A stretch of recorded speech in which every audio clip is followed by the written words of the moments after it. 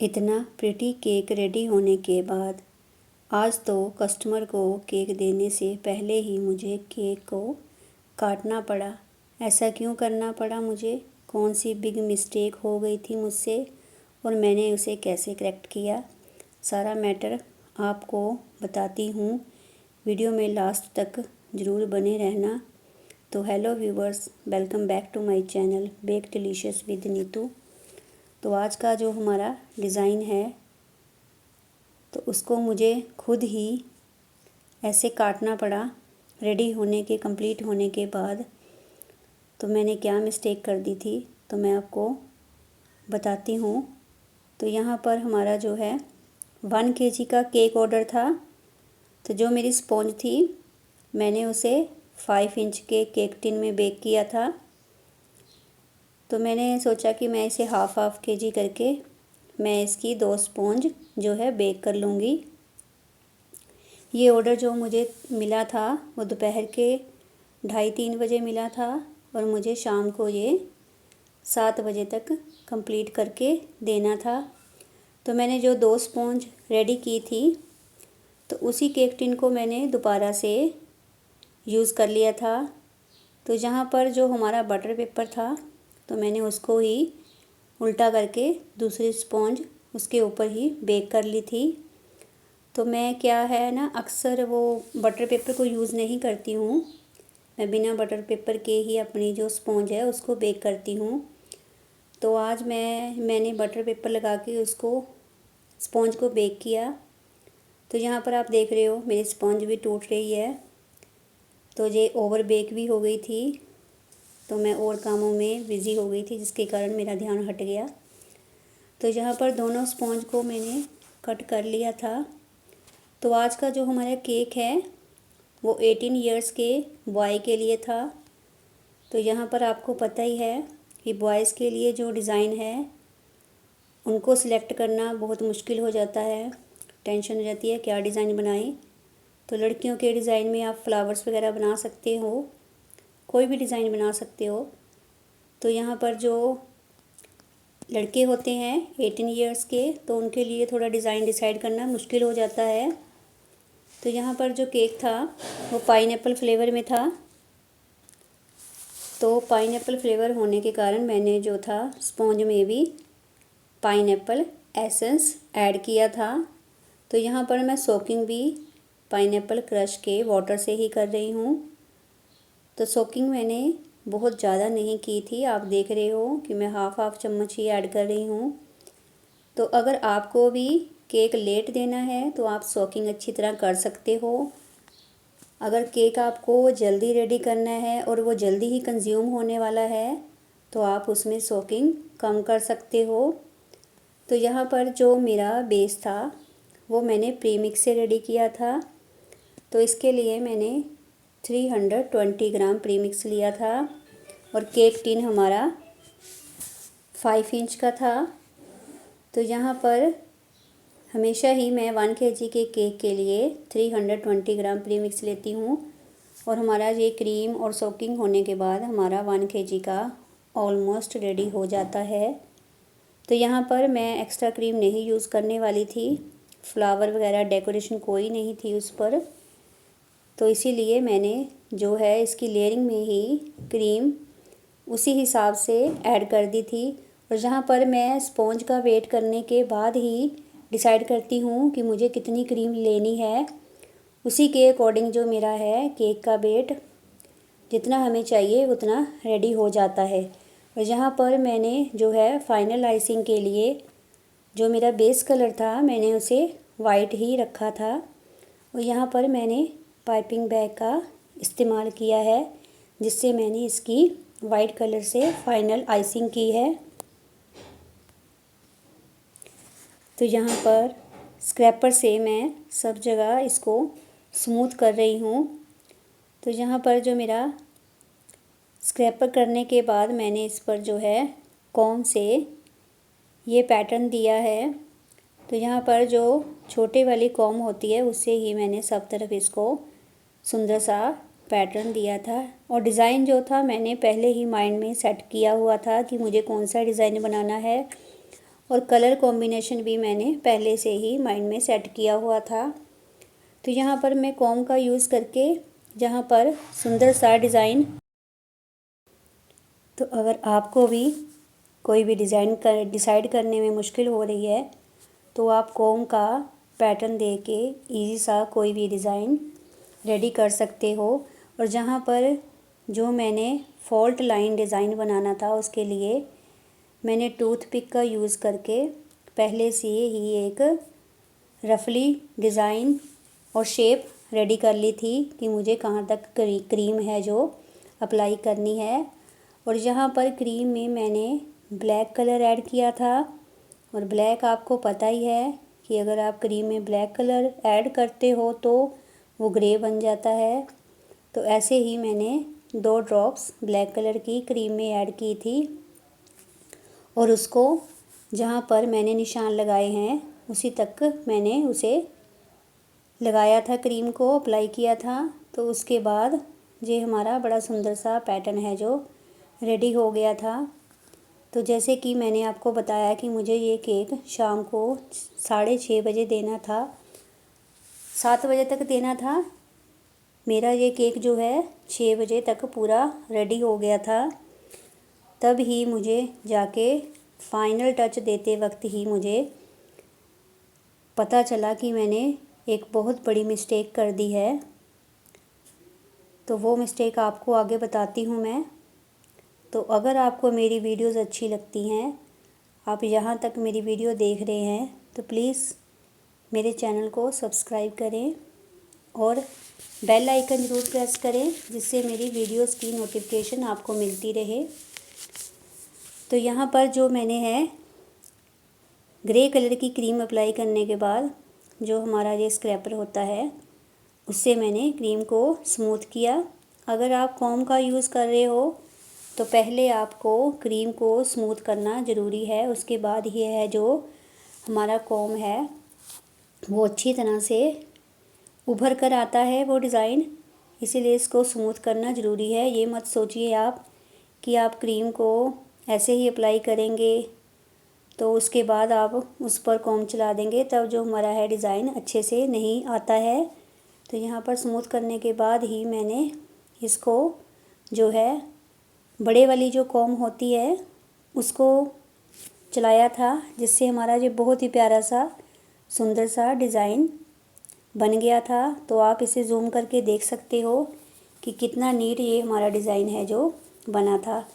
तो टॉप पर फिर बाद में मैंने जो है पैलेट नाइफ से सॉइल पैटर्न अप्लाई बना दिया था, तो जिससे हमारा जो डिज़ाइन है बहुत सुंदर सा बन गया था। तो यहाँ पर तो जो मेरा केक था बहुत ही बढ़िया से, और मैं फ्रेश माइंड होके इसको रेडी कर रही थी और खुश थी कि मेरा केक रेडी होने वाला है। तो यहाँ पर उसके बाद मैंने क्या किया, इसमें जो है गोल्डन डस्ट की है, और गोल्डन डस्ट के लिए मैंने गोल्डन डस्ट में इवाप्रेक्स डालकर इसको अप्लाई किया है। तो यहाँ पर मैं ब्रश से ही इसको लगा रही हूँ।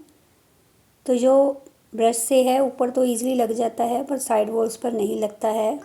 तो यहाँ पर वाइट जहाँ पर था पार्ट उसी पर मुझे गोल्डन डस्ट अप्लाई करनी थी। तो यहाँ पर मैं ब्रश से ही गोल्डन डस्ट को अप्लाई कर रही हूँ। तो यहाँ पर साइड वॉल्स पर मैंने हैंड से ही फिंगर से ही इसको अप्लाई किया था, तो जिससे हमारा बहुत सुंदर सा ये डिज़ाइन बन गया था। तो देखने के बाद बहुत सुंदर ये लग रहा था, ग्रे और वाइट का कॉम्बिनेशन। आप भी ये डिज़ाइन ज़रूर ट्राई करना, बनने के बाद बहुत ही प्यारा लगता है ये डिज़ाइन। तो यहाँ पर अच्छी तरह से गोल्डन डस्ट को मैंने अप्लाई कर दिया था। उसके बाद मैंने यहाँ पर सिल्वर फ्लेक्स का यूज़ किया था। तो जो हमारी फॉल्ट लाइन थी उसको मैंने सारा आगे से लेकर पीछे तक जो है गोल्डन फ्लेक्स लगा दिए थे, तो जिससे हमारा ये बहुत सुंदर सा डिज़ाइन रेडी हो गया था। तो आपको पता ही है गोल्डन डस्ट अप्लाई करने के बाद सब तरफ पूरा मैसी हो जाता है, तो उसको भी मैंने साथ साथ में क्लीन किया, और जो केक बोर्ड है उसको भी अच्छी तरह से क्लीन किया। और जहाँ पर आपको प्लंजर की सहायता से ही इसको गोल्डन फ्लेक्स को आपको अप्लाई करना है, क्योंकि हैंड से ये नहीं लगते हैं, तो इसके लिए आपको इसी का यूज़ करना पड़ेगा। तो यहाँ पर मैं सब तरफ इसको लगाने के बाद जब फाइनल में मैं इसको डेकोरेट कर रही थी, तब मुझे पता चला कि मेरे से बहुत बड़ी मिस्टेक हो गई है। जब तक मेरे जो है 6 बज चुके थे, मैं खुश थी कि मेरा केक रेडी है। अब मैं इसको बॉक्स में डालूँगी और इसे फ्रीज़र में रेस्ट करने के लिए रख दूँगी। 1 घंटा ये रेस्ट करेगा, उसके बाद मैं इसको डिलीवर कर दूँगी। तो जब मैं सब रेडी कर रही थी, फाइनल इसका टच देना था, इसको फॉक्स गोल ऐड करने थे मुझे, तब ही मेरे जो हाथ पैर है ठंडे हो गए कि मेरे से तो बहुत बड़ी मिस्टेक हो गई है। तो अब टाइम भी मेरे पास कम है, मैं कैसे इसको ठीक करूं जो ऐसे ही छोड़ दूं, इसको कस्टमर को बता दूं कि ये मिस्टेक मेरे से हो गई है। तो ये दिमाग में चलता रहा मेरे। फिर मैंने इसमें ज़्यादा टाइम वेस्ट नहीं किया, तो मैंने जल्दी से जो है अपना डिसीज़न ले लिया था। वीडियो लंबी ज़रूर है, पर आपके लिए इन्फॉर्मेशन से भरी हुई है। और यहाँ पर देखिए, मैं फॉक्स बॉल ऐड कर रही हूँ, तो मेरी फॉक्स बॉल झटके से अंदर की तरफ ये धंस रही है। तो मैं सोच रही थी कि ऐसा क्यों हो रहा है मेरे साथ। मैंने सोचा कि मेरी जो स्पॉन्ज है शायद वो ओवर बेक होने के कारण हार्ड हो गई है, तभी ऐसा हो रहा है। तो मैंने 2 3 4 फॉक्स बॉल डाली, तब मुझे रियलाइज़ हुआ जब कुछ गलत हो गया मेरे से। फिर दिमाग में आया, ओहो, मैंने तो इसमें जो बटर पेपर है वो अंदर ही छोड़ दिया है। फिर मैंने किया फॉक्स बॉल से उसको अच्छी तरह देखा कि ये बटर पेपर कहाँ तक लगा हुआ है। तो मैंने उससे इसको महसूस किया कि जो हमारा बटर पेपर है, जो टॉप वाली लेयर है, उसके नीचे ही है। तो फिर मेरे पास इतना टाइम नहीं था कि मैं सोचती, सिर्फ 2 मिनट 1 मिनट के करीब मैंने सोचा अब क्या करूं, हटा दूं इसको कि ऐसे ही कस्टमर को दे दूं। तो फिर मैंने क्या फाइनल फटाफट डिसाइड किया, मैं इसकी टॉप वाली लेयर को हटाऊंगी और उसके नीचे से मैंने फिर बटर पेपर को रिमूव किया। तो मेरा प्यारा सा ये डिज़ाइन सारा ख़राब हो गया। तो मेरे पास इतना टाइम नहीं था कि मैं सारी क्रीम को हटाती, फिर क्रीम दोबारा बीट करती, उसको दोबारा अप्लाई करती, सारा डिज़ाइन दोबारा बनाती। तो मैंने उसी को ही सबको ऐसे ही ठीक किया, क्योंकि मेरी जो वाइट क्रीम है वो भी थोड़ी सी पाइपिंग बैग में बची हुई थी, और जो ग्रे कलर की क्रीम थी वो भी मेरे पास थोड़ी सी बची हुई थी। फिर मैंने दोनों क्रीम्स का यूज़ करके अपने इस डिज़ाइन को कंप्लीट किया। तो यहाँ पर कॉम को दोबारा चलाना बहुत मुश्किल था मेरे लिए, इतनी फिनिशिंग नहीं आ पा रही थी। तो मैंने फिर इसको दोबारा स्मूथ किया, क्योंकि मैं केक पर जब से काम कर रही थी तब तक ये हमारी क्रीम है जो सेट हो चुकी थी।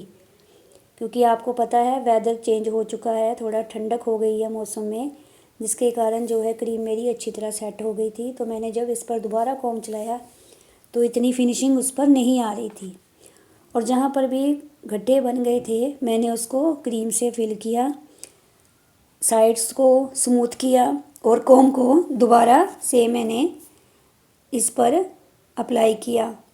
तो यहाँ पर जो गोल्डन डस्ट थी वो भी सारी मैसी हो गई थी, टॉप से भी और साइड वॉल्स पे भी। तो मैंने उसको बड़ा ही जैसे तैसे करके मैंने ठीक कर दिया। फिर जहाँ पर भी गैप थे उनको भी मैंने पाइपिंग बैग से अच्छी तरह से फिल किया। तो यहाँ पर कॉम को दोबारा चलाना बहुत मुश्किल था, तो यहाँ पर कॉम को मैंने दोबारा चलाया। तो अगर आपके साथ भी ऐसा हो जाए, अगर आपके पास टाइम है, तो कोशिश करें कि आप सारी साइड वॉल्स की क्रीम, टॉप की क्रीम हटाकर दोबारा से क्रीम बीट करके फिर उसको दोबारा से अप्लाई करें। जो मेरा ये वाला ऑर्डर था, मेरे रिलेटिव हैं उनके घर ही ये केक जो है जाने वाला था, उन्होंने ही मुझे ऑर्डर दिया था। तो मैंने बाद में उनको जाकर बताया, मैंने ही डिलीवर किया था ये केक, कि मेरे से ये मिस्टेक हो गई थी, तो मुझे केक दोबारा से बनाना पड़ा, दोबारा से सब ठीक करना पड़ा। तो उन्होंने बोला कि आप रहने देते ऐसे ही, हम खुद ही बटर पेपर को निकाल लेते।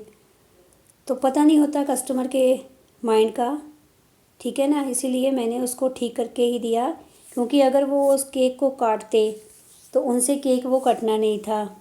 जो बटर पेपर है वो नीचे की तरफ धंस जाना था, ऊपर की जो टॉप लेयर है वो नीचे की तरफ धंस जानी थी, तो इसीलिए केक कटना ही नहीं था। अगर बॉटम पे होता तो मैं छोड़ देती बटर पेपर को, तो इसको मुझे ठीक करने की ज़रूरत नहीं थी।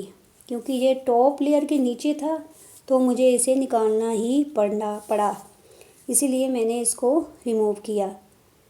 तो यहाँ पर इसको फिर जो मैंने क्रीम दोबारा से अप्लाई कर रही हूँ, वाइट और ग्रे क्रीम, तो मेरे पास थोड़ी पड़ी थी, तो मैंने उसको अच्छी तरह से लिक्विड कर लिया था। हाथ से जो पाइपिंग बैग है उसे अच्छी तरह स्मच करके पतली सी क्रीम जो है वो अप्लाई की है। उसके बाद ही मेरा ये डिज़ाइन कंप्लीट हुआ। वाइट को भी और ग्रे को भी, दोनों क्रीम्स को मैंने पतला सा करके हाथ से पाइपिंग बैग को स्मच करके उसके बाद क्रीम को अप्लाई किया। फिर हमारा थोड़ा सा ये केक ठीक लगने लगा। उसके बाद टॉप को भी मैंने ठीक किया, फिर मैंने गोल्डन डस्ट द्वारा अप्लाई की, फ्लेक्स द्वारा अप्लाई किए और फॉक्स बॉल द्वारा लगाई। ऐसे हमारा ये आज का केक है जो रेडी हुआ। ये स्टोरी आपको कैसी लगी आज के केक की? आपके साथ भी अगर ऐसा हुआ है तो प्लीज़ वीडियो में कमेंट करें। अगर वीडियो अच्छी लगी है तो लाइक करें। Thanks for watching.